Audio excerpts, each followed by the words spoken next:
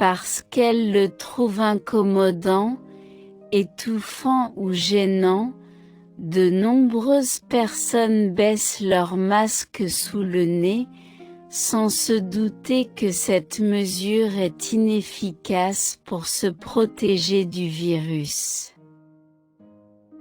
En effet, selon une étude parue fin juillet dans la revue Cell, le SARS-CoV-2 pénètre le plus nos cellules via les fosses nasales.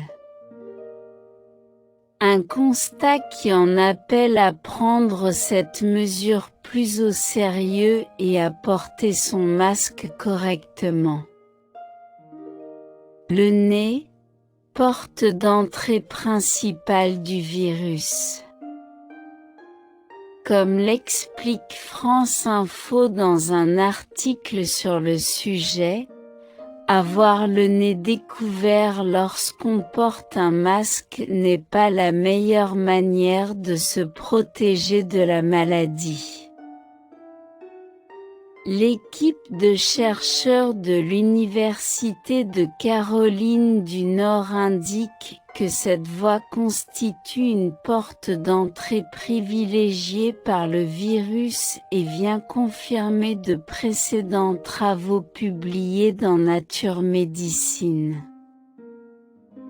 Dirigée par des scientifiques d'institutions françaises, britanniques et néerlandaises, ces derniers avaient comparé des cellules des poumons,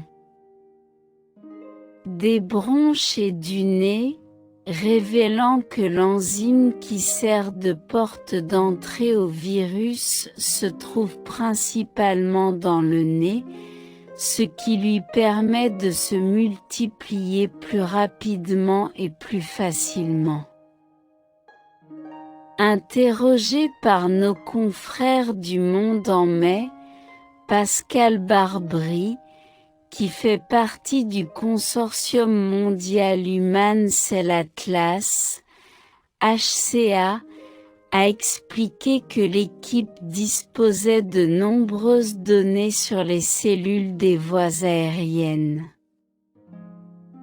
Le récepteur et le cofacteur de ce nouveau coronavirus ayant été identifiés, nous avons donc pu quantifier le niveau d'expression de leurs ARN dans les voies respiratoires. Nous avons ainsi mis en évidence un niveau plus élevé dans la cavité nasale, a-t-il indiqué. Le masque sous le nez, une mesure inefficace. Porter son masque en laissant son nez dépassé implique de plus grands risques d'infection, explique le docteur Sunita Posina au magazine Men's Health. En faisant référence à l'étude publiée dans Cell, elle révèle que les régions nasales seraient plus susceptibles d'être infectées par le virus SARS-CoV-2. Si quelqu'un ne le porte qu'à moitié et expire par le nez, cette personne est plus susceptible de générer des particules infectieuses que si elle avait expiré par la bouche.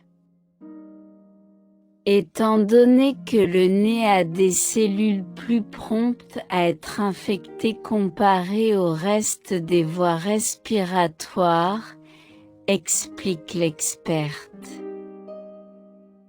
Comment porter son masque correctement? On l'aura bien compris. Il ne suffit pas d'avoir un masque sur le visage.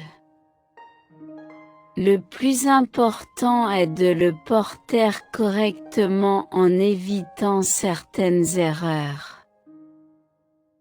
Caroline Berva, pharmacien hygiéniste du Centre d'appui pour la prévention des infections associées aux soins, CEPIA, de Nouvelle-Aquitaine passe en revue les gestes à bannir.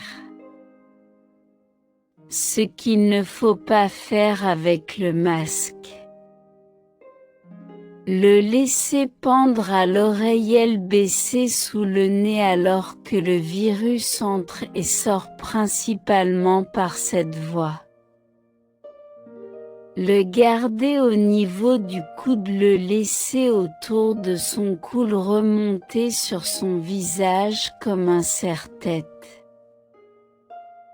Les bons conseils pour bien porter son masque. Comme l'explique Caroline Berva, un masque se porte sur le nez, la bouche et le menton pour être efficace. Mais avant d'y procéder, il faut suivre quelques règles préconisées par le ministère des Solidarités et de la Santé. 1. On se lave les mains avec de l'eau et du savon ou du gel désinfectant avant de le mettre. 2. On prend le masque par les élastiques pour ne pas le toucher. 3. On fait passer les élastiques autour de la tête ou des oreilles.